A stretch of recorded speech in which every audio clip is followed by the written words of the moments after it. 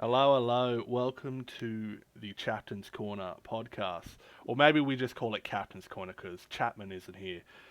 Bloody bastard's asleep.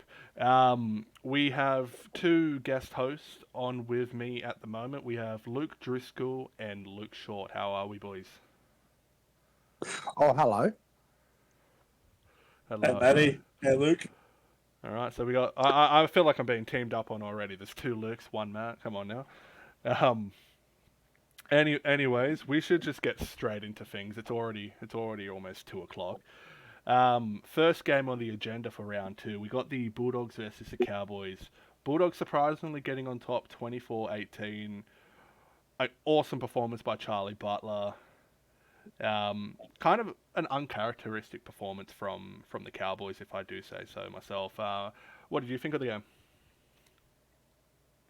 Well, I was actually really shocked because I actually put the Cowboys to win because preseason they were they were considered a very big favourite for top four, and Bulldogs weren't. They were considered fodder for the bottom eight, which after two games you have to consider them to be top four favourites, and the Cowboys not so much.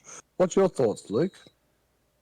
Look, in my opinion, this game was a matter of which had the stronger Cowboys Premiership winning side because you got Damo with half of the Cowboys squad or with the other half. So you see, you look at both, and like, yeah, Damo, he pinched half of the Cowboy squad, but then the half that stayed with Chris, and then Chris adds on Jordan Williams, Chaz Dingo, just robbing them from Manly. Um, if anything, the Cowboys look a little bit better. Um, but then yeah, they didn't show it. They're making early mistakes, leading to tries early on. Had a couple of kick return tries that was swinging the momentum both ways with Caleb J and Corey Goats getting one for each of their teams. Then yeah, it's just I still thought Cowboys were going to win it, and then I think the Bulldogs had a late flurry. Butler just having I wouldn't say masterclass because that's you only really want to say that sparingly, but like easily the best performance of his young career. Mm. And I agree. And I think the Bulldogs in the preseason actually they recruited really well and they went under the radar. But all of a sudden, you get two games in, and all of a sudden, you realize that this team is actually a really good team. Um, and it really, for me, it really shocked me because I look at the team list prior to first game of the season, and I would have thought, yeah, the Bulldogs are a decent team, but they're actually playing a lot better than what I expected them to play. Yeah, I agree. and as you said, the Cowboys added, you know, Jack Cahill, well, Cahill, That's another big name I forgot to mention. Chaz Dingo. They've pretty much almost replaced one for one the players that have left. But Absolutely. And like Cowboys, like for a while they were struggling at who to put at hooker, Wells or Wallace. But with one of them leaving, it's like, all right, well, it's definitely Wells. But yeah, just I'm not sure what happened to them. They just didn't click. But Bulldogs are no slouches, so credit to them. Um, we do have the Chaplain's Corner, like the awards, the 3-2-1. Thankfully, before Kane decided to no-show, he has given me his voting, so I'll just slap him off quickly. So for my 3-2-1, I had Butler 3, Anato Takori 2, Chris Lord 1. He did Charlie Butler 3, Takori 2 as well, but he had Tatira Maxwell at 1. So I'll do a proper update of that like after next week's games. Have like an actual bloody list of who's first and whatnot. Then we'll move on to the biggest game of the round, I guess, for this podcast, is the Titans versus the Roosters, with the Titans unfortunately winning 30 points to 22. I'll let you take the lead on this one quickly, Mr. Driscoll. Yeah, so that was actually it was a frustrating first half for us, and I remember watching that and thinking by halftime, oh, I'm done. I've got to turn this off. I didn't. Point was that was a very average first half, but judging by even when we versus Brisbane, like I think the point is something that we do is if we can bring a team into the scrap, which is I feel like we done with the Roosters, we can grind out those wins. And it was individual brilliance in Mike Borson's and a few other players of ours that got us over the line to win. But our actual goal line defence, even when we made mistakes through forward passes and things like that, is our goal line defence. There was nothing that came from it from the Roosters. So I think that's the positive that we can take from that as Titans is that our goal line defence is arguably probably one of the best in the league. I'd have to agree. So I'm pretty sure the Um, Broncos had plenty of chances on your line in the first round too, and you just turned it back every time. Yeah, and it was the same sort of script that played out with the Broncos as what played out in the second half against the Roosters. The first half, we were not on any level with the Roosters, and I thought this was going to blow out, but it ended up turning around very quickly. So um, that that early try that we got in the second half sort of lifted everybody's spirits, and we thought, oh, hold on, we can do this, and that's what happened. Um, even like me, like that first half, I made 16 tackles in 40 minutes, which is a fair amount as a second rower 100%. for 40 minutes. So we copped a lot on our line in that moment, but at the end of the day, that I feel like this might be every game that we'll end up in a scrap where we could either lose, and I don't want that bubble to bust either. So and that could happen. That could happen against any team in this in the SRL. Is that it doesn't take much to burst a bubble where you get into a scrap. So that's something to think about. That's it. My opinion on the game was a little bit of the opposite. Thought we had an amazing first half. I think we scored early in the second half, and then you scored right after that. Um, and then I remember saying to the boys in the voice chat, this was after Carl Lewis missed a kick. I seen it was 22-6, and it's like 16-point thing. I'm like, I reckon that missed kick's going to come back to bite us. I'm never comfortable with any lead until that final siren goes. And then just try after try, Borsons and Murray doing the work. And I'm just like, it's happening. Let's pull our fingers out. It wasn't to be.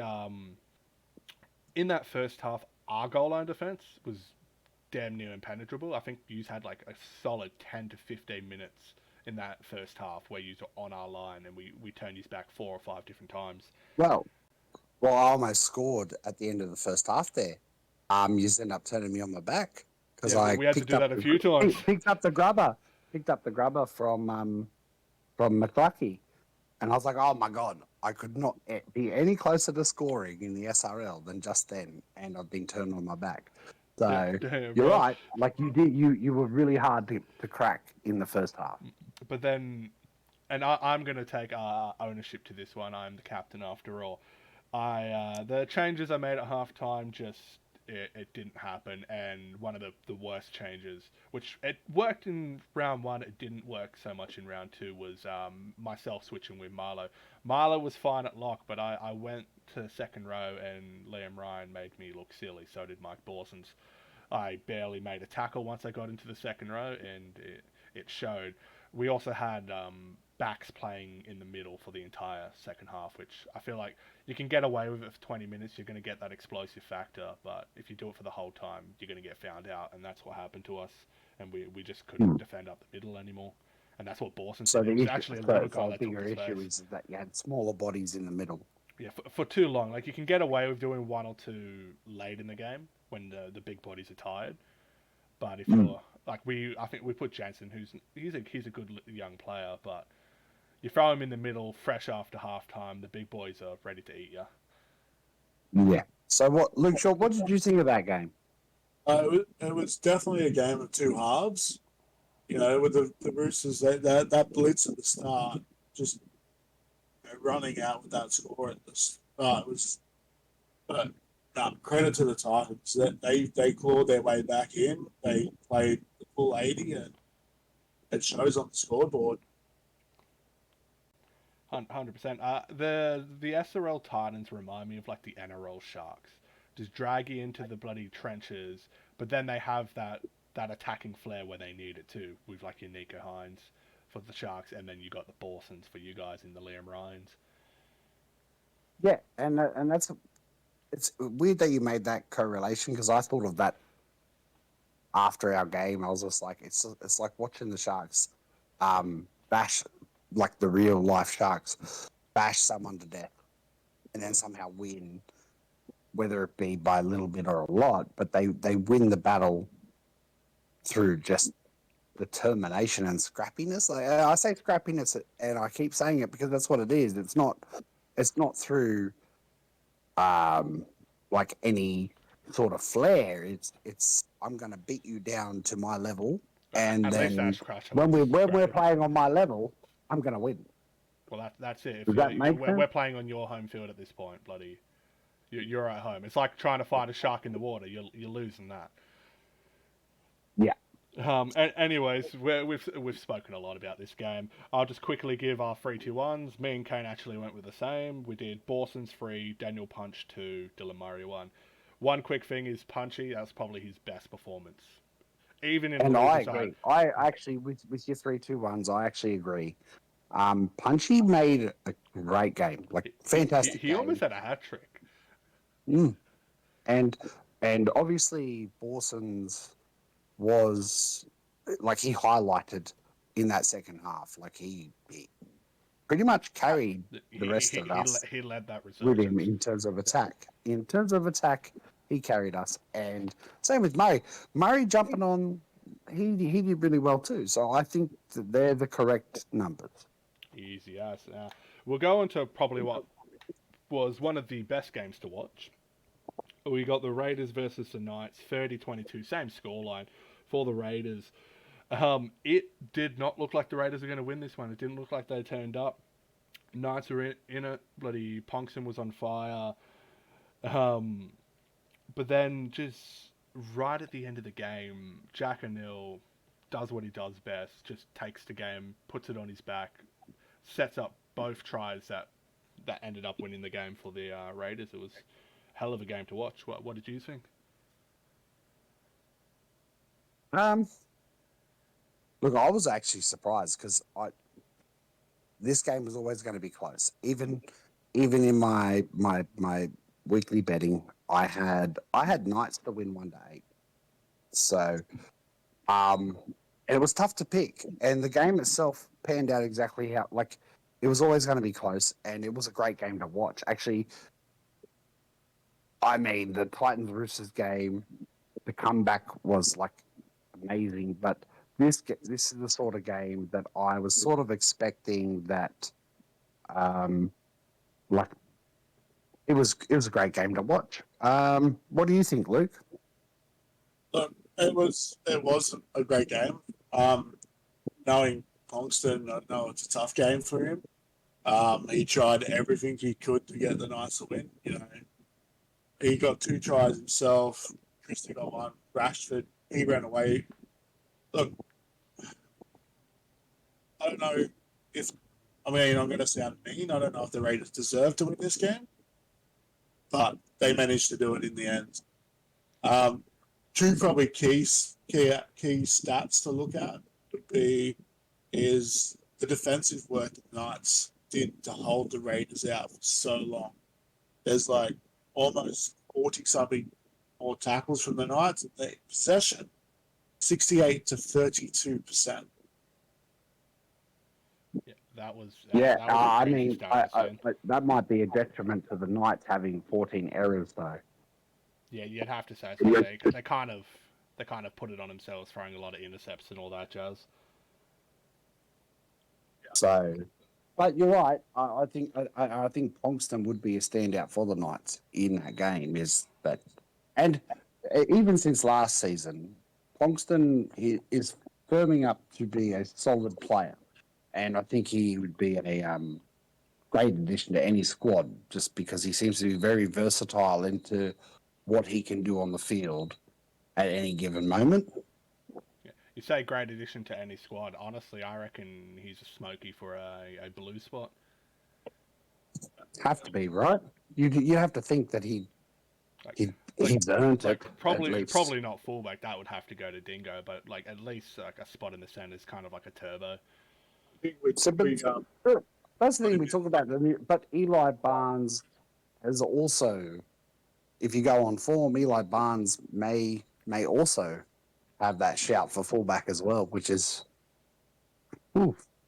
tough decision. Well, that's it. Like it's, I'm not gonna lie, bloody, I put my hat in the ring for that job. I made it clear that's one of my goals.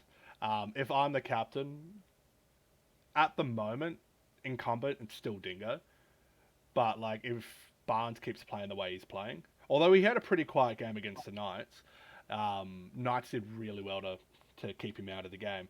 But if Barnes keeps it the trajectory he's going, the way he's been playing these last few seasons, he might actually pip Dingo for that fullback spot. Dingo will always be in the side though, because if he's not at fullback, he's going to be in the halves, he's going to be in the centres, he's going to be somewhere. You can't have him out of there. Yeah. I say it often enough, but a lot of the time, you just need a Chaz Dingo moment where Chaz Dingo just creates something. Like he does stuff that nobody else can do. Yeah. exactly. I mean, Chaz Dingo, he can get the ball and all of a sudden cut through a whole defensive line, run 60 metres and score. I call it a Chaz Dingo moment because that's sort of what he does. It is what he does, and I'd know firsthand, considering I've been his captain for many seasons. But we'll move on from that game. I'll quickly just one. Go on. One more thing. I just wanted to add to that game. He scored a try in it, but unfortunately, it is Ben Arnold's last game in the SPL at this point. I actually completely forgot about that. I've been, as I said before, I was on the booze, so I forgot most of what was happening. But yeah, very sad to see. I hope you're all good, my bro. It's been a pleasure having you in the SRL. And I hope you return one day and go back to the Raiders or even the Roosters. I'll be happy to take you in. And that isn't what is it? That's not tampering because he's not in any team. So he's a free agent. So, I can talk about him as much as I want. So, do you think that'll be a big effect on the team moving forward? Actually, without Ben Arnold, I do think so because he's been honestly quietly just one of their better players. What do you think, Luke? It is going to hurt him being a forward too.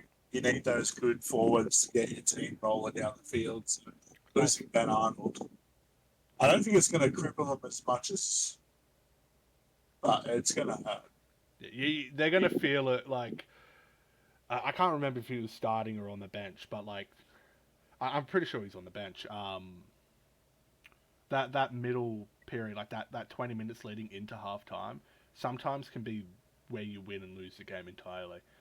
And missing. Well, look at that the stats here. Yeah. He played 40 minutes actually. He had 9 runs, 76 meters, 11 tackles. It's good numbers. It's what you want. They're good numbers for a big man in the front. In the middle of the park. Solid props then. That's it. Big man playing limited minutes. That's what you want from him. As long as you're doing more than 50, more than 10, like more than 50 run meters, more than 10 tackles, you're doing your job. Yeah, and I agree. All right. So I'll go into the 3-2-1s now. Ponkston got the 3 points for both me and Kane. I gave Jack O'Neill 2 with Angie Slugger getting 1, and Kane reversed that by giving Slugger 2 and Jack O'Neill 1. Yep. But then we got the Sharks versus the stupid little Grubs. I might be a little extra on this one because I promised my boys I would. So yeah, the Grubs, they had I'd say a decent win maybe. 36-8 over the Sharks. Sharks just weren't really in it. I don't know what happened from last week compared to this week, but they didn't seem like they wanted to play, which is unfortunate because the caliber of players they got is just crazy, especially in the forward pack. But the crazy thing is that's where they lost the battle. You had your Jesse Bennett's, your Talis Riff going off to just they lost it in the middle. I think Mason Remy, he was going pretty good too. And I'm going to say players' names rather than the team because it's easier for me to say that. But yeah, just they lost it in the middle. They never got it back, and the other team was just too good for the Sharks. What do you think, boys? Shorty, I'll let you take the lead on this one. I mean, you're not wrong. Like you've got Taylor Swift getting 2 tries. You've got what was the other one? Sorry, Bennett got 2 tries as well. Bennett getting 2 tries. Like if your forwards are making that many tries, you're getting beaten. Like there's no doubt about it. Like and you got the players like Luke Malkus there, bloody bunch of the other boys. I can't think of their names off the top of my head, but they got some big names in the forwards. I actually have to give the names off. Where are they? So you like got Taylor Swift, 80 minutes a second, bro. 183 run meters. That is massive for a second rower. Hell of a performance. But yeah, quickly on the Sharks, like middle forwards, you got Lachlan Sinclair, Mason Remy. Okay, Remy was Sharks. Never mind. My bad. Then you got Kasakal, Slattery, and Malkus. Those are some good names. They're all solid players, and they got beat badly by like Bennett, Leondis, which Bennett is like one of the best props in the game in my opinion. Best second rowers at the very least. Leondis easily. solid. Riff had a game, but then you got younger guys like Tabasco, Dimitani, and it's just like the Shack Attack, young guy on debut. Bloody, you go and lose to that. Like you shouldn't be. If you're losing, you want to lose to the backs making a play that you just couldn't defend. Yeah. But when you're just getting beaten up the middle, that's not how you want to lose a game. When you're going ball straight in the middle, you know that inside defense is just not working. And I think this game actually was a surprise to everyone that supports the SRL. Is that I don't think anybody gave the Rabbitohs a chance to win this game at all after last week. And so this week, when it came around, everyone, and especially after the Sharks' first game where they quite comfortably won, having the Rabbitohs come back and win, and they did quite comfortably too. Like watching that game gave me the feeling like, oh, this Rabbitohs team, it can turn up when it wants to. So, and you're right, the forwards won that game. Not taking anything away from their backs because obviously Captain Tyrone, he sort of led from fullback and he did a lot of meters himself. But it was the forwards that won that game, and it was quite outstanding. When you compare those teams, you would think the Sharks would win comfortably, but the actual script went very differently. Yeah, I'd like to say that Souths with 2 Fs still deserve to get the spoon. That's all I'm saying. That's all I'm saying. I don't see Souths getting the spoon. I think there are worse teams in the SRL. They'll be down there. I don't think they'll make the finals, but I don't think they'll be the spoon. That's just my opinion. You know what? I'm going to agree. They're not going to get the spoon because they're probably going to get booted from the comp before then anyway. All right. I want to say more, but we got time constraints. Yeah, did you have anything quick to add, Shorty? Yeah, I mean we've already gone over like the Sharks just got to be better. Like I don't know what happens with that game. Like you see round 1, and you know that they've got the squad there. They've got Crimp at the back. They've got MBT. Like, just it all fell apart for him. But credit to the bunnies. Like, I know you don't like Paddy, but they turned up. They did what needed to be done. See, I got word that Crimp hasn't been training. He's missed a couple of training sessions the last couple of weeks. Like your friends with Crimp, you would know something Yeah, about yeah, that. yeah. He started off a bit rocky. We've got him on track, I hope, now. Because he's wanted that Sharks jersey ever since he coming to the SNL. You guys had him at Manly. I can't remember. Yeah, I'm gonna be real with you. I tried to get him every season after letting him go. That was like one of Oh, my bigger mistakes. everyone. I was messaged constantly. I'm like, unless you're going to be captaining the Sharks, he won't leave the Eels. Yeah. Once I got him, the Sharks were getting him, and that was about it. Bloody hell. All right, so I think long story short about this game, the Sharks lost that game. The other team didn't win it. All right, so 3-2-1 is so I've done Bennett free, Clay 2, Talus Riff 1. Kane's gone Galaxy free, Bennett 2, and Riff 1 as well. So Yeah, that's that for that. Now Yep. now I'm going to be honest with you guys. Just like last week, I didn't watch all the games. I was too busy getting drunk on a Wednesday night. That is my Friday. I work on the weekends. So we're going to give these boys more of a spotlight. They're going to talk about it more than I will be able to. I'll just go off stats like I did last week. I know a little bit about the Warriors versus the Seagulls, which is the game we are talking about now. Seagulls winning 24-20, first win of the season. Honestly, nobody expected them to win a single game. But yeah, from what I've seen, like stats wise, and I've seen a couple of clips that Kane made me watch. Beckman, bloody career best performance, absolute animal on the field. Keller on debut, I think he sets up a try. He also scores the match winner, and it was a hell of a try too. Bloody well done to you boys. The young guns or the young boys from Manly really firing when they need them. Yeah, and I think we're taking off the Warriors here. Where like Chance Bunce played an amazing game. Um, Unfortunately for them during that game is that um, just the Eagles were better. They were just a better team. They were the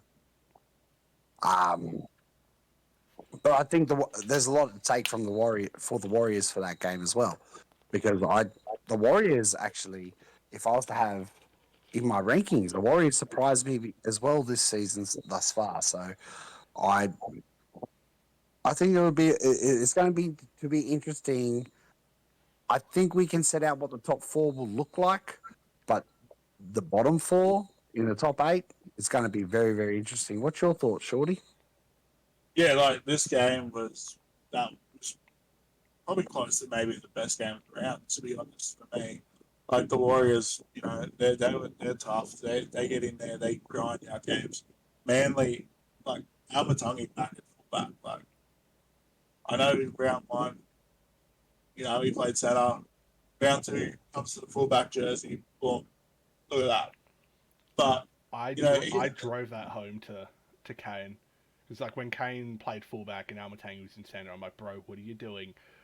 I've been telling you all off season because like we talk SRL the entire time, and like he helps me out, I help him out. We did a lot of sims against each other, and I told him every time, do not put Almatangi anywhere but fullback because him in the centers is just not it.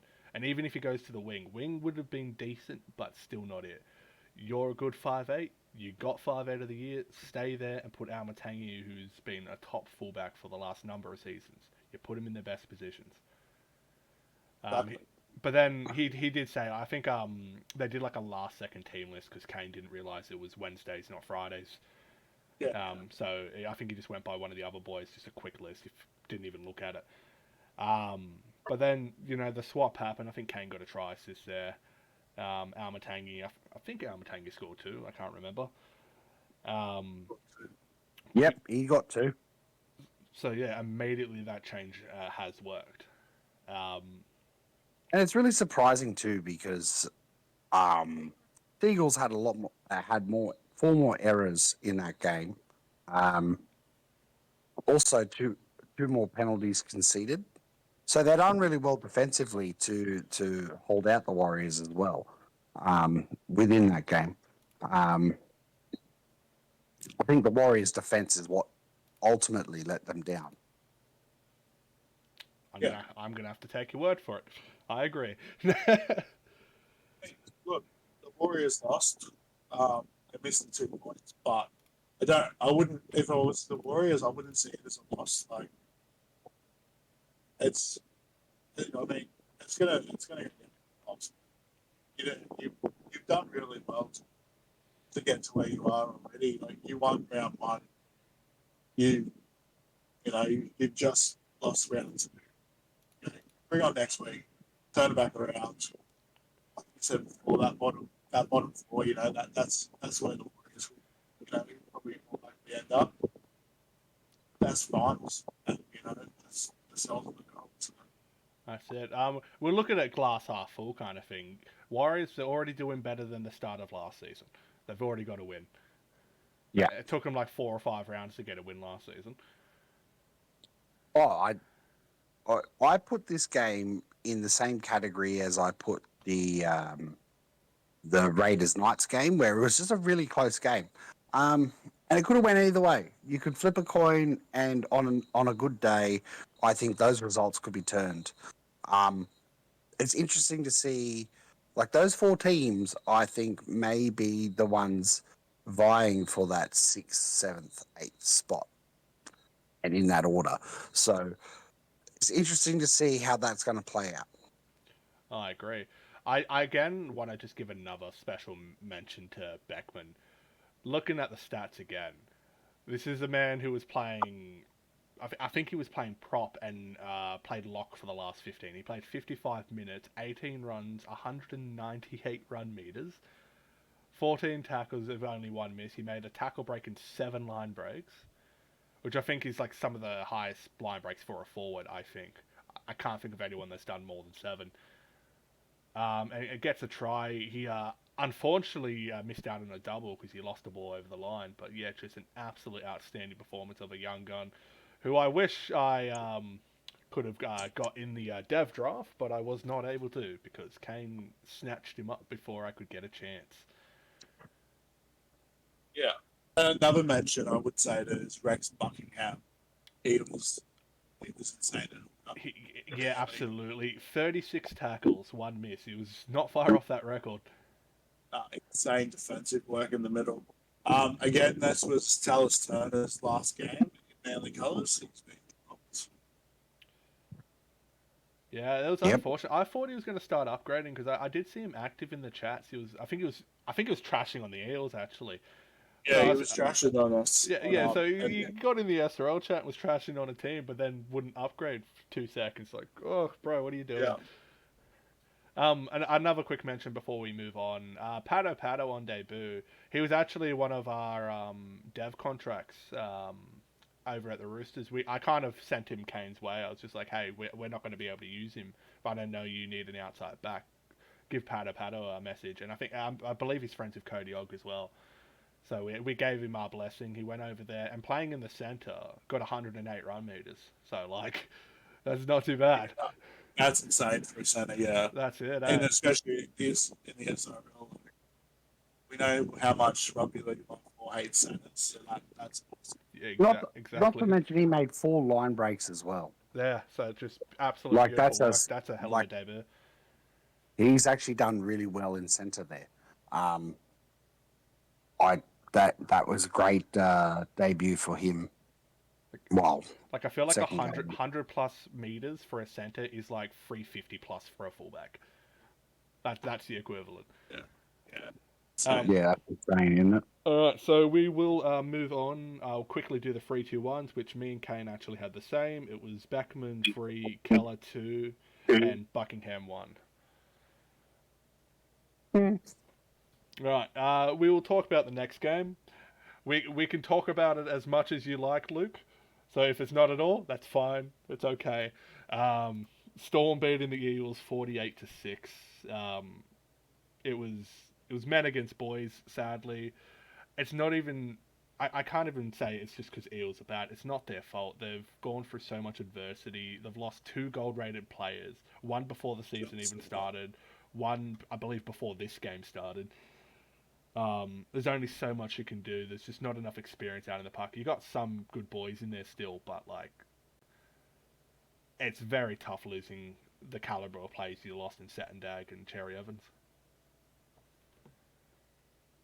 So, Yeah, well, I'll just fix it. Just to reinstate, there was silvers that we lost, not golds. But yeah, Seth Dag was a retirement early before the season started. We did have Cherry Evans for this game. I did bench him due to the inactivity. Possibly, maybe should have played him instead. But it's this game. It's just one of those ones where you just have to question if you're the right person for the job, and that's sort of how I felt after this game. no, don't bloody speak too harshly on yourself. You're still one of the best captains in my eyes. You're still there toughing it out through the adversity. You've had more adversity than any captain I've ever seen. Like you're in like season 5, season 6, season 7. This is your third season as captain, yeah? Or was it 4? Possibly, maybe, yeah, possibly 4. It's around that, but every single season you've had adversity. I don't think you've had under 5 rookies in a season. Yeah. Like I don't know what it is about the brand, but people just don't want to go to the Eels, or they're already snapped up. Like I remember the last few seasons. It hasn't happened this season, or it won't happen this season because of the new tampering rules. But so many players got snatched up. Like I remember when Manly first lost Bennett was after round 2. Bennett gave me a message and just let me know what was going on, which I was thankful for. He told me. I was like, is there anything I can do to get you to stay? But he wanted to spread his wings. But yeah, losing a player that early, and that as soon as that one name goes, it starts off a frenzy. And that's what makes me so happy the tampering rules in place. Is like everyone's going to start at the same time, except for I guess IRL friends and stuff like that. You can't stop that. If two bros want to talk about the footy, they're going to talk about the footy. But yeah, so like yeah, don't think too harshly on yourself for it. You're doing the best. You got a 2 and a 7. Your opponents have aces and queens. Like you're doing what you can. It's only up from here. That's the way I'm looking at it for you. Yeah, well, Yeah, that's we've got next week, so that's another tough one. Or if it's anything like the NRL, that's going to be a bloody aggressive match. Very it's anything like the NRL, it's going to be in the trenches, bloody bloodbath. 100%. Just quickly, because we haven't really actually spoken anything about the game, I'll just quickly run off these few points. Bell, outstanding game, 3 tries. Fetu got 2. James Fawn, I believe, had 4 tries this, so bloody good on him. Negative lights in the game, I believe Simon's really struggled at the back. I still feel like he's your best option, but he's going to take some time to really get used to the role. And then Will Kay, man, learn how to kick. I've been telling you this since season 3. Put your kicking boots on, and bloody do something. Yeah. Even if he put his kicking boots on, I don't think he could kick. He needs feet to do that, or at least the That's right. At least the right foot. Hey, He Will, just run around on stumps. change your kicking foot to your left because you have 2 left feet. That's your problem. Yeah, well, he put the upgrade out there, so he might have to use it himself. Yeah, he's just gonna have to put $5 into it, and it's gonna get sent straight back to him. All upgrades for him are free, apparently. Anyways, Yeah, no, you're right. Corey Bell, outstanding, a massive, hat trick. I think the first hat trick of the season. ooh, I can't remember. second. I think Barnes got a hat trick last week. I'm pretty sure it is. Yeah. And I think Sorry, Barnes may have got one against us in round one. I think Barnes got one in round one against us. all right. Note to self: put Rika Manu in fantasy side against the Eels. He might get a hat trick. You know, as much as you would love that, Manu was one of mine.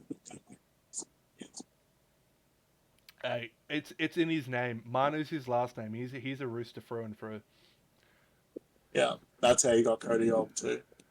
Yeah, Cody Ogg was literally like, besides my leadership team, he was the first person I signed.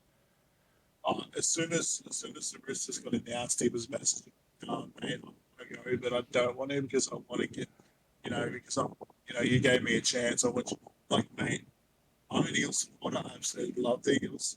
Running out in an Eagles jersey is the best thing to do. Like, You want to do that yourself. You want to run out in a Roosters jersey, do it. that's it, 100%. Like, when I first joined the SRL, and like, my choices were Manly and Manly and Manly.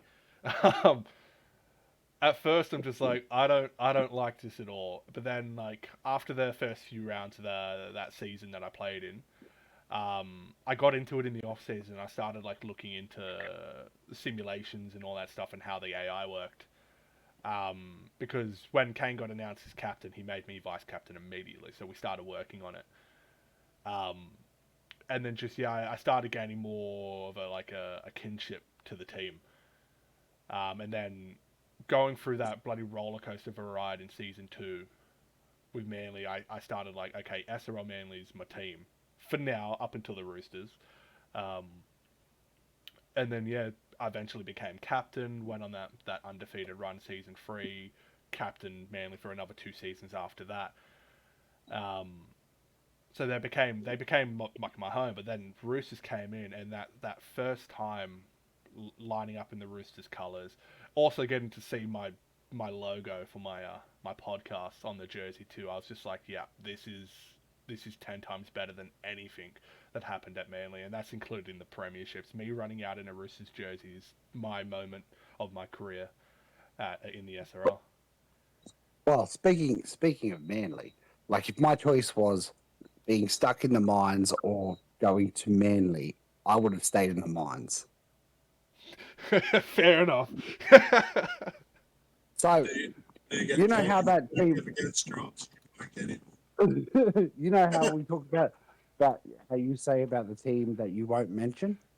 Yep. The grubs. Yeah, so that's Manly for me. So I would not go to Manly, and it's even in the SRL, which I don't treat SRL like NRL. Not going to Manly. That's me too. Like, IRL in the NRL, I despise the Bulldogs and the Broncos and the Storm. But in the SRL, it's like, I don't like any other team, but like they're okay. But South, Yeah. Sorry, I said the wrong word. The Grubs, I would sooner have a nice toasty bath before ever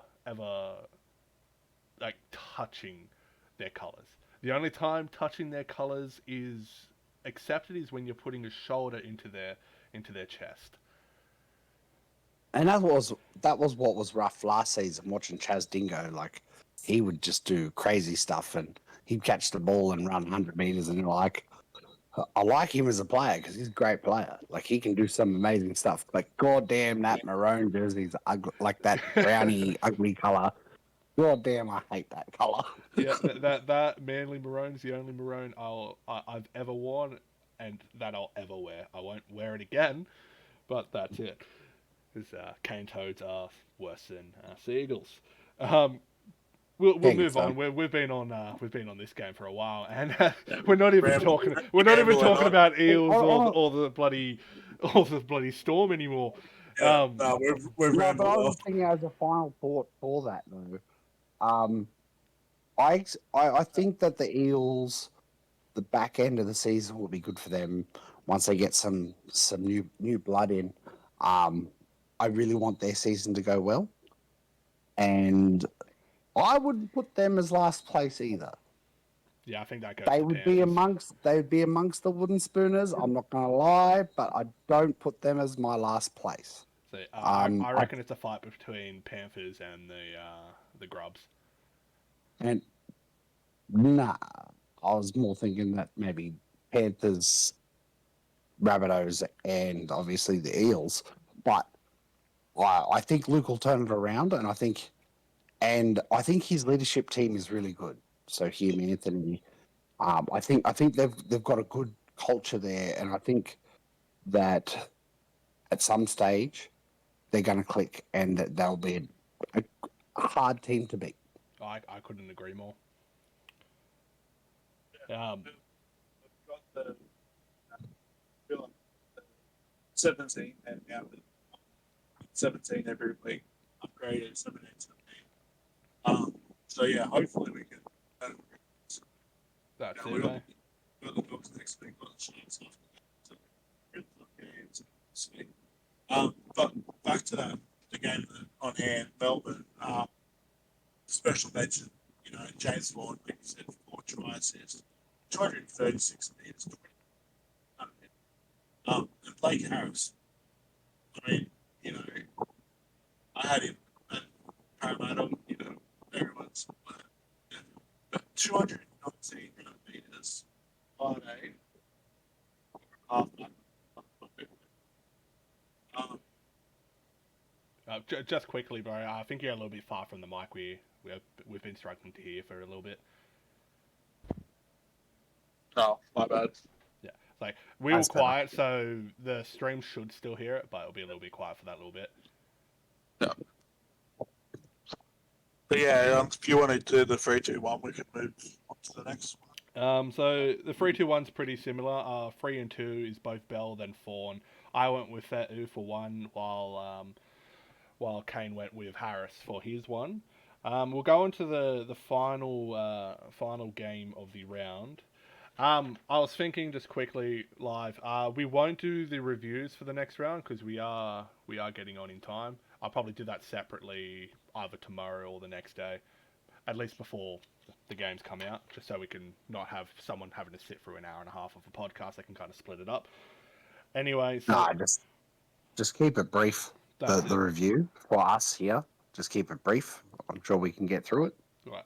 That's it. So, If we get to a certain point, we get to a certain point. That's it. Like who doesn't want to hear us talking? We're the best. I was Yeah. going to say, I mean, McDonald must, my buddy, vice captain, puts the podcast on and knows his line, so give him something to listen to. That's it. That's it. Buddy, I don't know how many times I tried to sign Anthony McDonald. The last few seasons. Always gotta know. He's loyal to the blue and gold. That's fair enough. See, like if someone's like, "Hey, I'd rather stay at my club. I want to be loyal," then I'm like, "Bloody fair enough. Like, go for it." Because loyalty is like what I want from my players to. He's an up Paramount supporter, so I don't think he's jumping. Oh yeah, he ain't going nowhere. I didn't know that. Anyway, Panthers. Yeah, Panthers Broncos 24-18 to the Broncos. I didn't watch this game. I don't think anybody likes the Panthers or the Broncos anyway. But yeah, so from what I've seen, Eddie Oliver, he was great. Stoder was on fire. This is going by stats, by the way. I can't even read my own handwriting. That's how bad I am. Yeah, Panthers they got close, but not close enough. I feel bad for Jimmy Ralph. He's gone from playing for premierships in 2 grand finals in a row. Now he's fighting for the spoon. Like poor guy. And I think, judging by the first round to this round, so the Broncos made it really hard for the Titans, really hard, and I don't. This goes back to I don't think anyone expected the Panthers to do as well as they done against the Broncos, because if you go by, like, the Titans are a strong outfit, and the Broncos went toe to toe the whole game. And if you go by Panthers' first game, did you really expect the Panthers to be this close, I don't think you would have. I think I that would have was. put Cowboys I think the 40 plus, game to be honest. itself, the way it played out, everyone was like, "Hold on a second, the Panthers." And I think that's more really like it's an interesting concept. Like, and it was the stars of the Broncos with Eddie Oliver, Edwards, that sort of shined to make sure that the Broncos went and won. But full credit to the Panthers because same thing. I think that it was rather surprising that they put up that fight for as long as they did. That's it. Like they gave it a red hot crack, but they gave it a red hot crack and still couldn't beat one of the I'd say the middle sides of the comp. That's it's unfortunate. I hope they do better. Like there's players in that team that I've captained, I've played with before. I want to see them do well. Like Jimmy Ralph, I think in round one he broke the record for tackles in a game. But it's a nice record to have, but it also says a lot about the team. If you're having to defend that much, it means your attack's not really firing. Um, Well, your team's not firing. that's it. You shouldn't be defending a whole game. Like you don't win the game in defense. Like you can win a game in defense, but you need a good attack to win a game in defense, and it just doesn't happen like that, unfortunately. That's it, 100%. Do we have any more thoughts on that? I mean, my main thing, I guess, would be this was their first game without Robbo Mobster because he went inactive yeah, too. he went. He was So, definitely a gold, right? Or am I being so colorblind again? Because yeah, I got that wrong with the Eels. yeah, no, he was definitely platinum that one. So I mean, to probably put up the 18 points, which is what probably more than what a lot of them expected. Wait, But was Mobiston a platinum, not a gold? Am I still colorblind? nah, yeah, Mobiston Ah, was a platinum. shit. I gotta go to Specsavers, hey. So yeah, losing a platinum definitely hurts. Penrith are in the same sort of boat. You know, they've had a few inactives. They've had to reshuffle a few lines. So 18 to 24. You know, credit to them. Yeah. They took it. You know, Eddie and the Broncos. They dug in. They've got the win. They're like very similar to like what you said with the Titans. You know, if they're going to grind games, they're going to grind games. That's it. Well, my boys got the Broncos next week, so should be interesting. Um, I'll go into the 3-2-1 quickly, which me and Kane got the same again. We did Stoder 3, Oliver 2, and Allison 1. And Yep. that will bring us to the team of the week, which thankfully, like me and Kane were trying to organise it all bloody last night, and we are going to do the recording last night, but I was too hungover. Like I did all this, and I'm like, I cannot be stuffed doing it right now. But we got like the prep done at least. So our team of the week, we got Dom Pongston at fullback. We got Angie Slugger and Caleb J on the wings.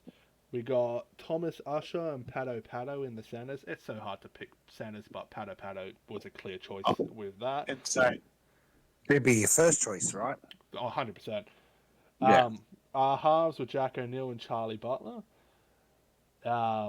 In the props, we had Aaron Beckman, Daniel Punch, hooker was James Fawn. Our back row was Jesse Bennett and Phoenix Stoder. I know Bennett started the game at prop, but he did all his tough work or his good work in the second row, so he gets a second row spot. We got Tarangi Hao Fetu at 13. On the bench, I don't do a traditional bench. I generally just put the best players that weren't the best in their position.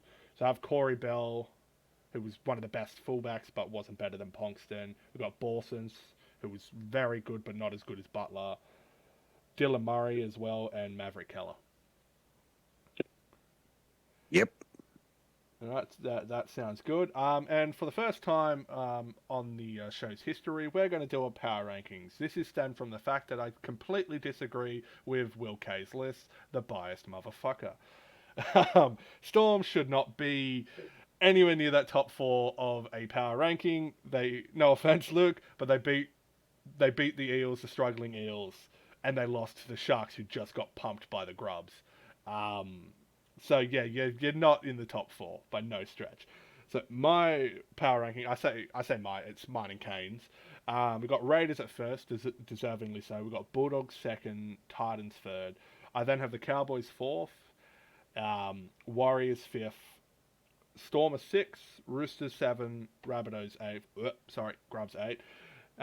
Sharks 9, Manly 10, Broncos 11, Knights, Panthers, and then Eels. But Panthers, Eels are like interchangeable. I think that I will give Penrith 18 points. Well, that's it. Now we'll move on to moment of the round. Kane had his own, but he's not here, so fuck him. My moment of the round, which I think he actually had this one too now that I think about it, was Keller scoring the match winner on debut. I don't think that's ever been done in the SRL before. Getting the match winner on debut must be crazy. Like, if I was the captain against that, I would be fuming. But hey, good on Keller. I'm happy you were the first one to ever win a game on debut. And I think my moment of the round would have been Mike Mawson's double against the Roosters, which sort of turned the game for the Titans. Yeah, I guess I'll just go fuck myself. No, he wasn't too bad. Like I actually almost gave Jack O'Neill's double try assist in the last 2 minutes. I almost gave that. I'm like, nah, I gave it to him last week. He's not getting it twice in a row. Did you have a moment of the round, Shorty? I'd probably go with the Titans come back to like. I'm sorry. I knew you guys were teaming up from me against me from the start. You know that. I said that two was Lukes. insane, like, you started off so strong with the Roosters, and I'm like, oh yeah, Roosters 9 to 18. I've got this in the bag, another 10, but then just fuck my team. You know what we were? We were versing the SRL Titans, pretending to be the NRL Titans, just fading in the back end of games. So how feel if the SRL Titans win a premiership or the NRL ones? See, that would be hilarious, but I sure as hell don't want it happening anytime soon. That's reserved for my boys. Now we got the don't look moment of the round 2 coming up here. So I have three of them. I couldn't decide. One, we got Lee Simon's defense. I don't like targeting specific players, but bro, 9 tackles made but 7 missed. That's bloody rough. Yeah, that was a bad game. See, he was pretty good in attack. I give him that. He made an intercept and a half break off it. It was like not bad. It was like one of his better performances in attack. But that defense, I'd be breaking a few tables on that one. The other one was Will K's kicking, but we've already mentioned that. We also have Ash Crutch's passing out a dummy half. It didn't end up biting him in the ass, but I think he had 4 or 5 forward passes from dummy half. That's some comedic levels of bad.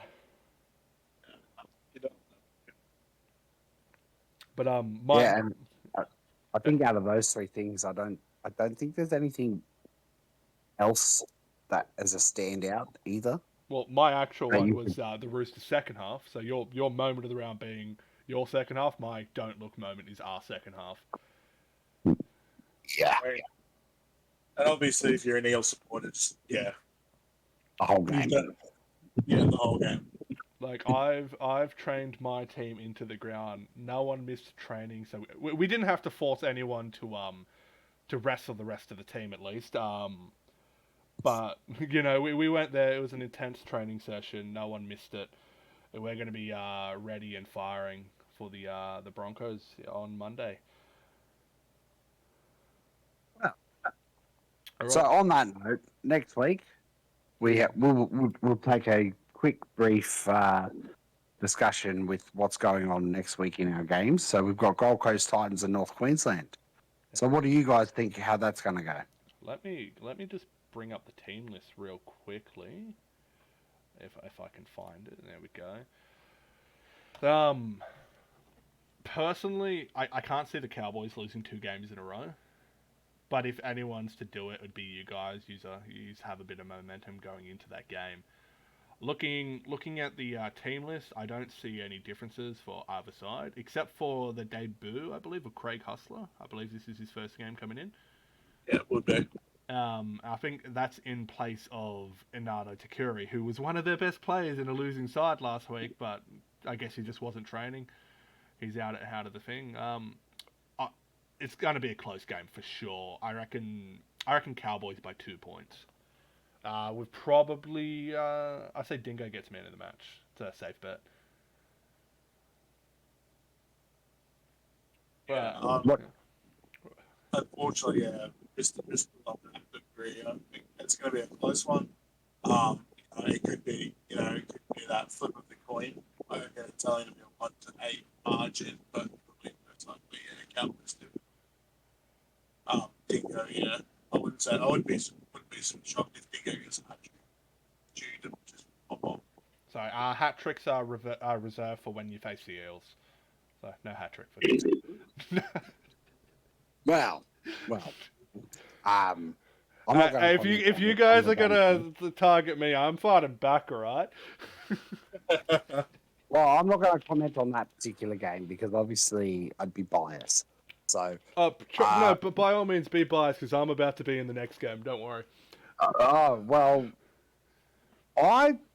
it depends how this game goes, but if it goes like the last two, we will win. We'll win by between 10 and 16 points. So if you're doing your weekly bet, Broncos Titans are going to win between 10 and 16. All right. Not on the back of me, but I feel like if it goes like the last 2 games, we will somehow scrap out a win. And I imagine we'll get 2 surprise tries and end up winning the game by over 2 tries. The next game, though, Sydney Roosters versus Brisbane Broncos, I think that's going to be closer than we assume it's going to be. I don't think so. It's hard to pick. This one's a hard to pick game. So being the captain of the Roosters, I'll take the lead on this one. We'll start with the team list where I'm looking at the Broncos. I can't see a difference in their squad from last week. I think it's the exact same lineup. Except I think the wingers are swapped over. With our team list, which is wrong here on the Team List Wednesday page, they have 2 Hayden Mellets. We actually have Cody Ogg playing at number 12. His first start there. He's had a couple of stints at the second row, but he's getting a full game there. We went for a more defensive mindset after the lapse in defense we had in that second half. I'm like, nah, we're gonna make sure this picks up. I'm open with my interchanges. I'll happily tell you, I'm not playing the second row this week. I'm actually gonna have a little stint at number 8, which we know what happens when I play at number 8. It's scary. We got I think that's really the only big change we've done. Everything else is pretty standard for us. With the Broncos, just guessing their interchanges, like just looking at the way the side lines up, maybe swap Verado Hunt half time. Probably Barisic maybe goes on for Stoder. I think they've got a back on their bench. Probably put Jackson on for Maliaki. Be an interesting choice, but it might work for him. Anyways, I feel like you've just hit the nail. What? I know nothing. This is my 100% complete random guess.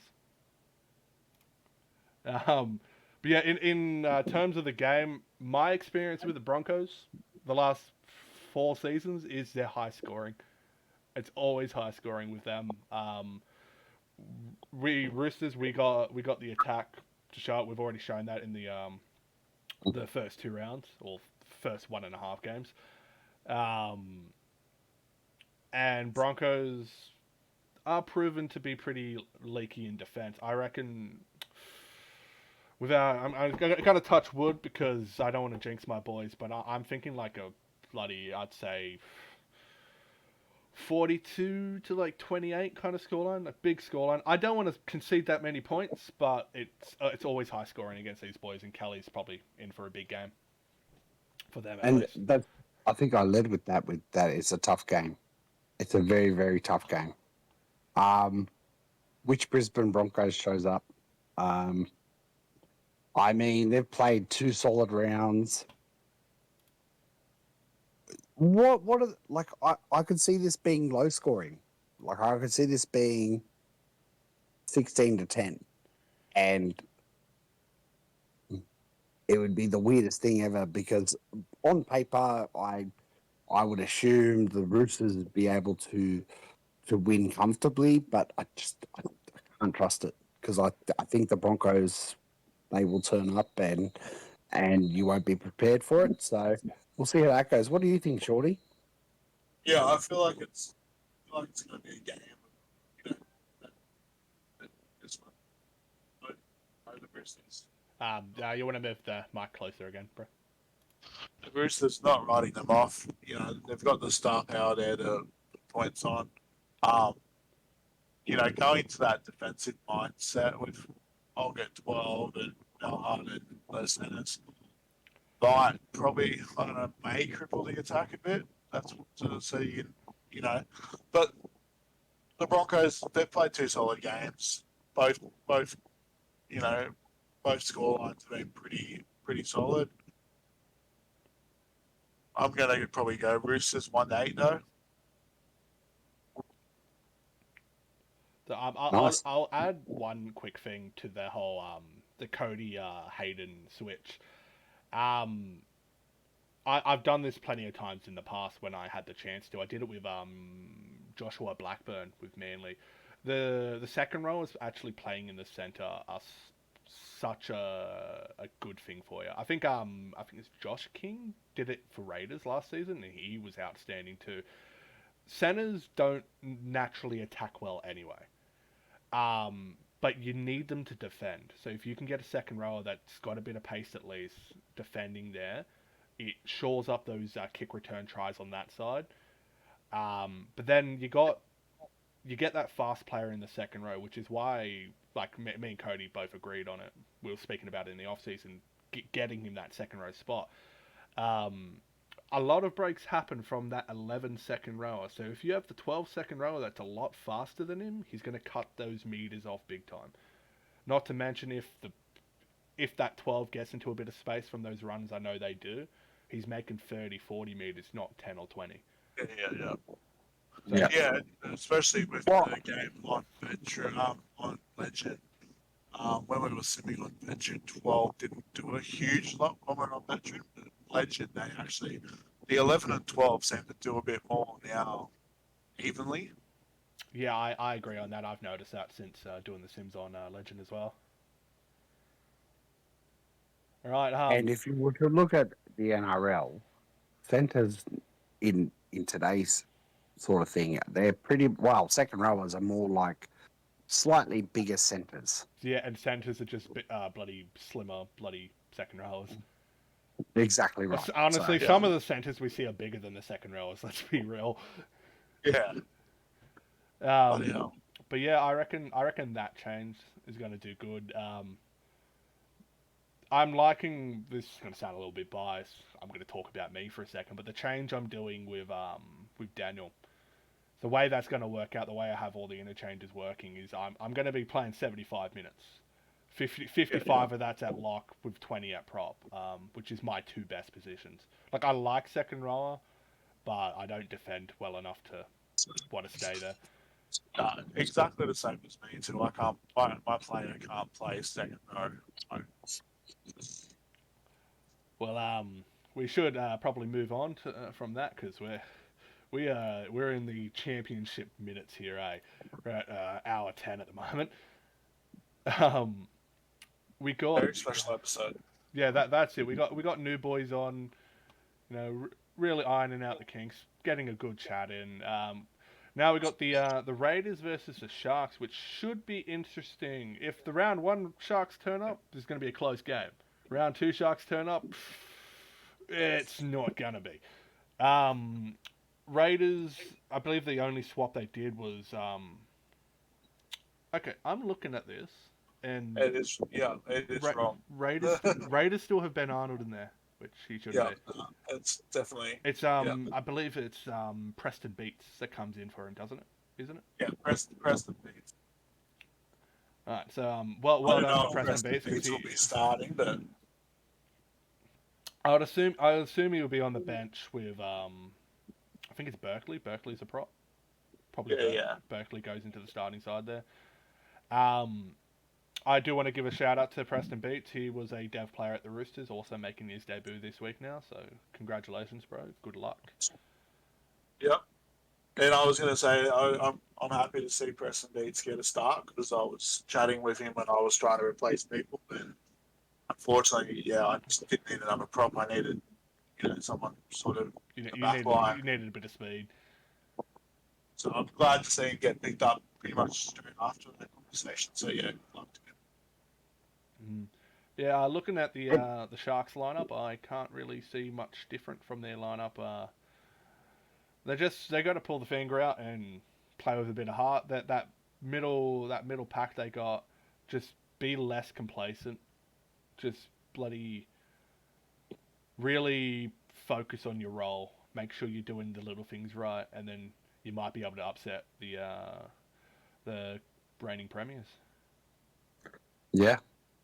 And this, I think this game's going to be closer than you think, and I think the Cronulla Sharks can bounce back. But I think the opening 25 minutes of the game will sort of set that tone, whether the Sharks are going to be in that game or not. Like judging by what the Rabbitohs had held them out and then just capitalised and just absolutely wiped them off the park. Last game, Raiders, they put up a great game last week. So I think it'll be close. I think it's going to be closer. So I reckon it'll be close for a while, but I reckon Raiders just the championship minutes, the last 15, 20 minutes, they're gonna take over in it. It'll be back and forth, try all game, but then Raiders will get 2 or 3, and they'll probably end up winning 12 to 14 points. I'd say. Yeah. All right, let's move on to another game. It is the Manly Warringah Seagulls versus the South Centrelink Grubs. I noticed one swap with the Grubs. They've actually put Velvet Thunder on the wing over Dixon.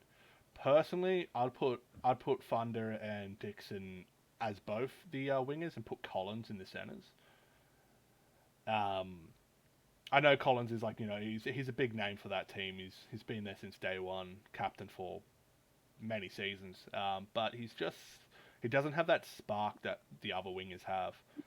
Dixon and Thunder, which if you don't know, I'm talking about Malachi Booth. They're electric. Booth has won a bloody Sim VP on the wing. Dixon's been a stellar fullback and he's a great winger too. So last season, Dixon at fullback was an amazing player for the Rabbitohs, and obviously with those changes, having Tyrone move from wing to fullback, Dixon's sort of in a weird place because he played really well at fullback. I think you're right with saying put Collins at centre because he is actually a strong body in the centres and he does defend well. So it's really tough in that regards, and I think Tyrone making that decision to make that change after coming off a big win that came last week. I mean, sometimes you just probably shouldn't ruin a good thing. Although their win did come from the forwards, so the forwards haven't changed. I think he's done the change in the back line to try to get them to fire more. Yeah. We'll move on to the Manly team list, which they do have a debut in Freddie and Dawson, if I'm pronouncing that right. Yeah. He's in replace of bloody was it Tallis Turner. I haven't looked into what position he plays. I think he might be a He forward. plays in the back line. He's another gentleman that I was talking to and sort of trying to get a gauge, like to get. Um, Unfortunately, I don't think our game against the Storms really got his spirits up to come play for us. But it's good to see him still in the SRL now. So that's the bottom line. You just want to see the young ones making in the SRL no matter what team they're playing for. I just remembered, yeah, Anderson was a back. He's just massive. He's about 211 centimeters tall. He's a big boy. Jesus. Yeah, so that's gonna be something if he's running at you and you're on the edges. Um, I'm gonna throw in a little statistic here because I love saying this statistic. The Grubs have not beaten the not the Rabbits, the Seagulls since season 2, round 1. It has Yep. been a long time between drinks. This is their best opportunity because it's the weakest Manly side we've seen in a while. But if Voodoos are a thing, and we know they are, Manly are getting over. I'm going to go Manly 8 points. Yep. And yeah, maybe Manly by 16, depending on how that game goes. I'd like that. 8 points seems safe. But you never know. I could see the Rabbitohs also winning by 8 points, depending on how that game goes. It's a tough one to call. So this one is specifically for Kane, and he's going to understand this to a T. I got $90 saying that Manly win this game and they win it comfortably. Now I'm changing my tip. Now $90. Fair enough. Yeah. Fair enough. Yeah, he will understand it. He'll understand it, and he's gonna hate me for it. Anyways, we'll move on from that one because I don't want to talk about the Grubs any more than I have to. We got the Auckland Warriors. They spelt Colt wrong. And we got the Melbourne Storm. Should be an interesting battle. I'm not sure if the beef or the banter between the two is still there now that Sonny Ty is gone, but should be a hell of a game. Warriors much improved. Storm played better than round 1 in the second game, albeit the opposition and all that. But yeah, should be a very close game in my opinion. I can't think of any changes to their sides. Might be missing something, but yeah, it should be a hell of a game. I'm thinking close one, 22 to 20, 24 to 22, something like that. Would you say Melbourne may have had the easiest opening rounds, like on paper before the season started? I'm thinking.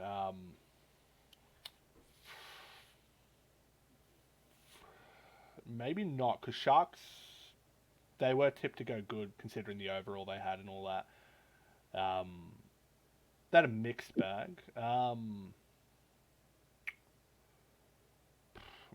actually I'm having a mental brain fart right now. Like who played who for both game rounds, trying to think who had the easiest. Raiders. Raiders would have had. Well, so yeah. Melbourne had Parramatta first. Sharks first, then Parramatta. Yeah, that. But yeah, Raiders started off with the Knights and then started off with the Eels, then had the Knights. Now they got the Sharks, so it's gone up a little bit. But yeah, I'd say Raiders have had the easiest start, which is BS because they're the premiers. They're supposed to get the tough start. That's what we got every season. Yeah. What are your thoughts on this Warrior Storm game?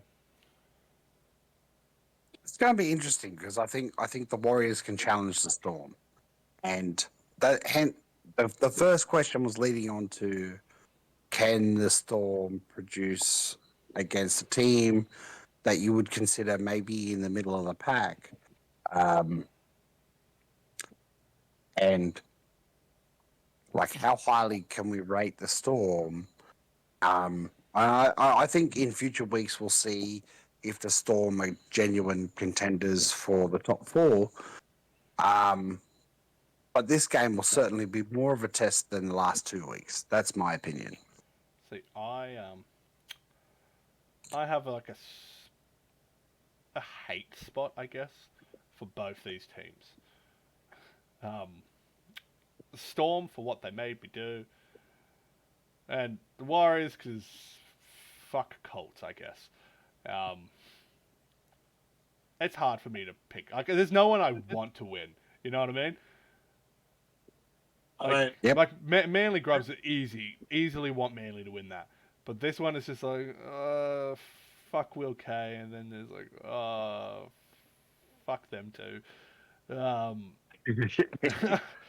it's an easy pick for me. I'm just going 24-22. I'm not saying who's going to win. I just reckon it's close. And I'm just pick straight up the Warriors. Like, nah, screw you, Storm. You know. Fair enough. Fair enough. Yeah, just watch Jai McCartney pull out the game of the season for this game, and somehow Warriors win. Nah, And then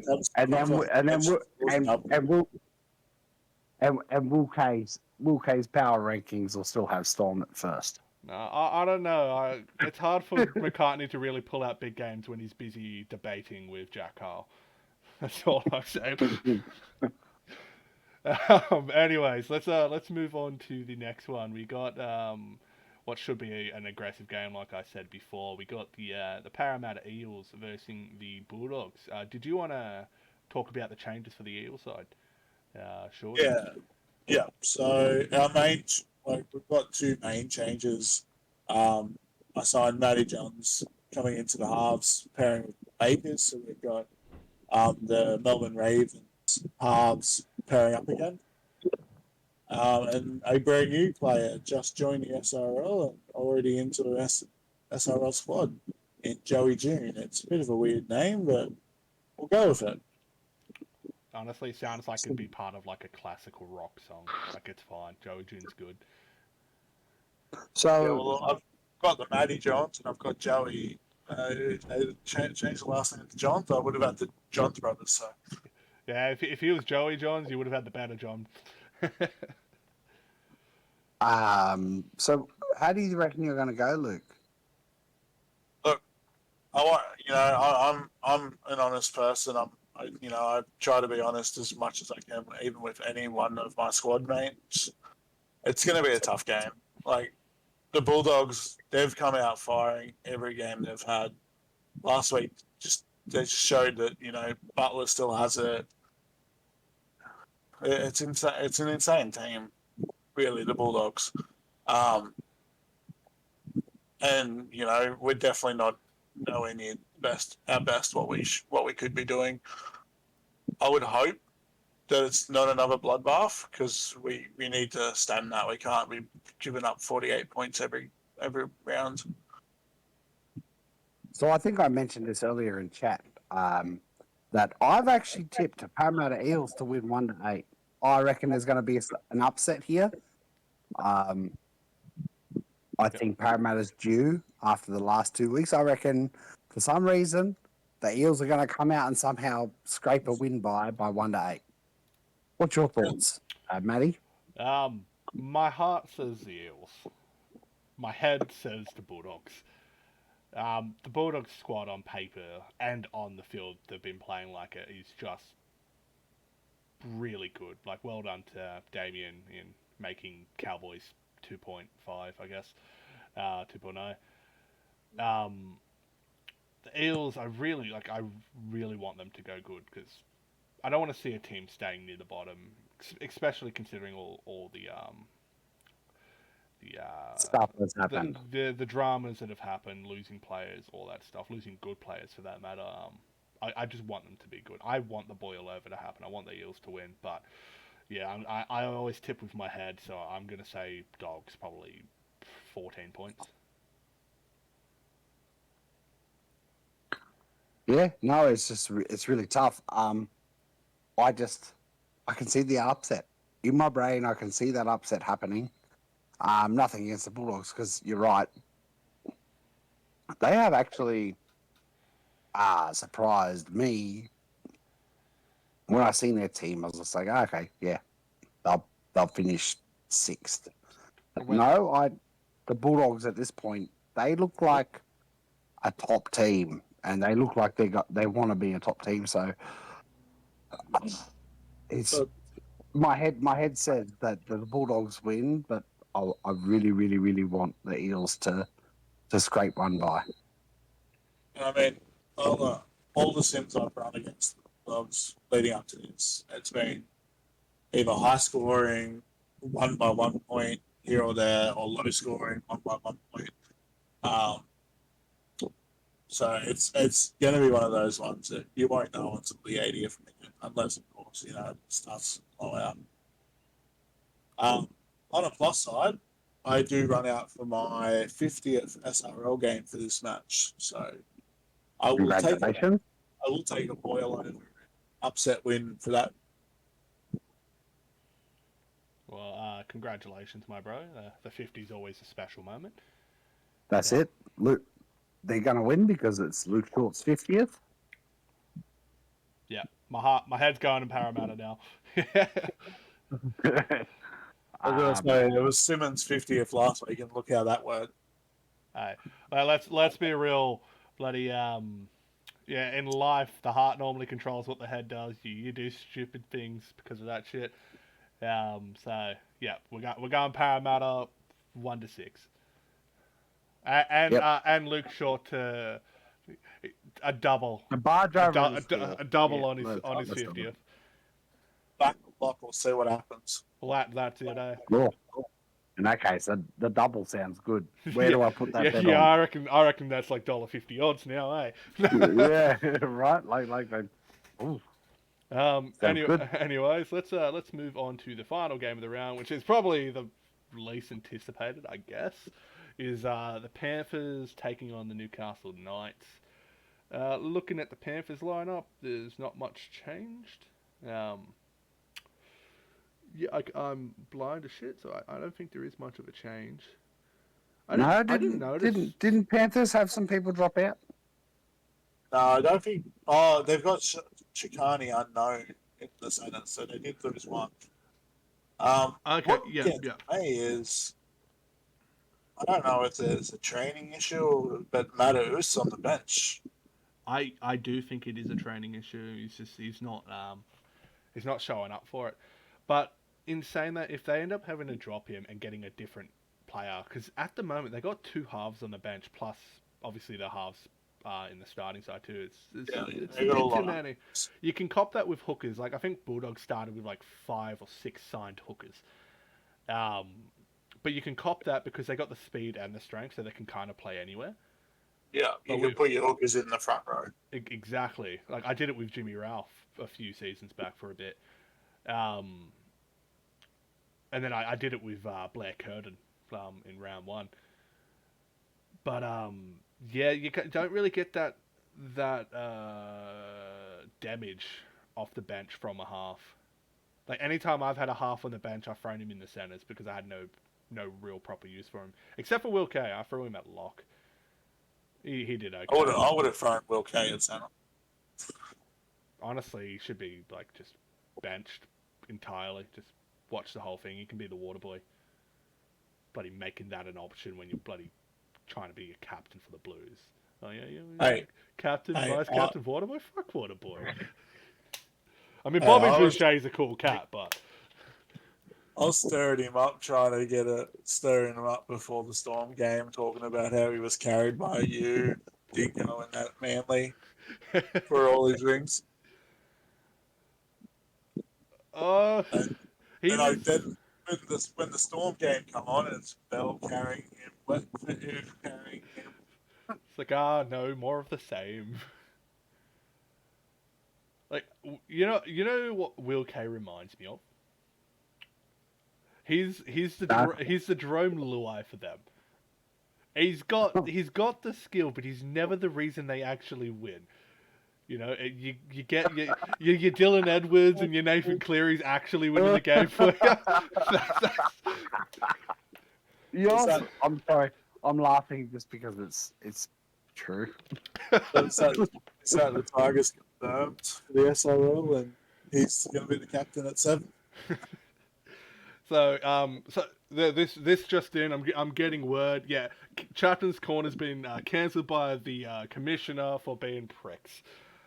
I was going to say, you've got what? You could stir him up. I'm going to shit on him whenever I get a chance. So we were bound for trouble. You know what's gonna happen, and I am putting $90 on this shit. Is either Will or I can't remember his name. Will or bloody Riley Murray Funny. are going to tag me with the video of me singing their damn theme song again. That's what's happening. $90 on it. Yeah. Anyway, back to this game. Yeah, probably should talk about these two. So yeah, Newcastle Knights. I don't think there's any changes there. You know what really sucks for Newcastle? Like, they haven't won a game. They've been in their games. But you look at their squad and it looks bloody good. Their spine is, on paper, is one of the best spines I can see. Oh yeah, Like, you got Ponkston, Butterfield, bloody Vaughan, and Sadler, which, my opinion, I've said this from day one, Sadler is a hooker, he's not a lock. He's a much better hooker, and I'm glad bloody Ponkston sees that. I feel like maybe their bench is where that lets them down. Like, they got Dusty, but they got Ben Dishwasher, Goku Simpson, and Christian Makalaki. I'm sorry. Dusty should be playing 80 in the second row. He should not be on the bench. So I feel like that 18 to 28 minute period, and Dusty's there. Dusty's good. Ben Dishwasher, I know he's new. He's still building his player. And then you got Simpson, which that's all good. Like, but the bench is really rookie. Like, similar to us. Like, we've got no choice. We've got literally nothing but rookies on the bench. Yeah, except for. I think that's where it hurts us too. So it's like sometimes. So interestingly enough, with the Knights, like, so very, very early on, after last season when the window opened, the Knights actually approached me for me to join them, and I was all good with it. No, I didn't hear anything about it afterwards, and they're like, "Oh, couldn't fit you in the cap." And then I look at their team now, and I'm like, "Well, I can understand why, because you've got a pretty gun team sitting there." Yeah. But then also, they're just not performing, sadly. Yeah, well, I mean, I think they just. the thing with me was like that my speed and acceleration was rubbish, and the meta. Obviously, I've spent 3 seasons literally upgrading speed and acceleration. Thank you, Will K, for my character creation. Yeah, fuck that guy. No, I don't totally, because my other stats are pretty good. But the fact is, I had to get myself up to literal speed. You needed to spend 3 seasons just to become even a thought in some captain's mind. To become relevant. That's it. Yeah, you were really screwed up with your speed. Or was it 30 or something? It was I started 30 speed and 28 acceleration. Jesus, I think that was should be the move still. To be fair, I've probably got the highest durability in the league. 82. Yeah, possibly. Yeah, 82. Or is it 82 or 80? Whatever it is, highest durability. But I've also got really high tackle stats, and I started with 75 fitness, 71 strength. So yeah, the only thing I was missing was speed. So I don't know. There is a plus side to everything. You want to talk about like a shit stat to get. Marlo Kerrigan, who is a lock primary playing in the second row, has a 37 break tackle stat. Oof. Yeah, no, See, even my break tackle, I think it's 67. That was my. I've never upgraded it. Started at 67. Mine's at 80. I had tackle breaker as my archetype, and I've left it at that because it's high enough, I guess. I'll put it up soon enough, but I'm working on my defense at the moment. So I don't want to talk about it too much, but I've been fucking put on my ass a few times, and I'm sick, absolutely sick of getting the bindies out of my back. I was going to say, I'm feeling the same. I was used to doing that. I'm knocking people down. You know what's happening. Like we're the old bulls now, and like the young bulls are coming in trying to show the way, and they'll get one over us here and there, and then we're like, let's score a try here. Let's show them who's boss. But they're not going to stop talking about the little bloody hits they put on. It's like, I was focusing on scoring a try. I didn't see you down there, little one. And then they get underneath you, and they give you a little laugh while they do it, and we move on. But yeah, back on this game because we've moved off it again. Shows how anticipated we are about this game. We're so excited. I've got Newcastle winning by 19. Well, I think it's going to be closer than that. I'm going to go Newcastle as well. I'm going to go Newcastle by 6, and just based on the team's performances this season, it's going to be a scrappy affair. I reckon so. Yeah, I feel like it's going to be one of them. It's going to be decided on who makes less errors. Yeah, it's going to be either high scoring, no defense, or a lot of defense, low scoring. Win by even 2. To be honest. All I know is like my plan with Kane, like starting from next week, is like delegating games. So I'm going to watch like 3 or 4. He's going to watch the others. And we kind of do what we did here, where the one who actually watched the game takes over. And I am definitely delegating that game to Kane. I cannot. I don't want to be that guy because I'm supposed to be like, oh yeah, SRL, but yeah, I don't want to watch this game. I'd watch bloody paint dry. But I want to be wrong. It does feel like a dead rubber of a game, doesn't it? Honestly, not a dead rubber. Teams, it's a wooden rubber because someone might get the spoon out of these two. Yeah, I'm just saying, like, it just, like, in terms of this week's games, and they're finishing with this game, it just feels like a bit of a dead rubber of a game, as in compared to what we've got coming before this game. Like, I just can't see a world where Newcastle loses this game. Like, I feel like this game is really easy to pick. And watch Penrith win now that I've said that. Watch the commentator's curse hit. Cody Mansell goes and scores 4 tries. Yeah. He gets past the hat trick. Watch that happen. Hat tricks only happen against the Eels. That's the rule. But 4 tries can happen to anyone. Yeah. So, I don't know. I feel like this one's really easy to pick, and it's hard. It's not hard to guess who's going to win. And then I'm going to go back to watch Penrith win after me saying that.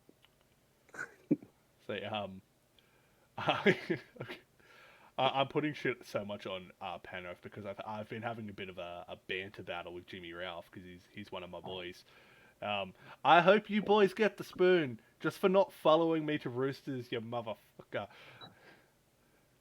Like you go from Premiership to spoon and you'll come crawling back probably. I don't know.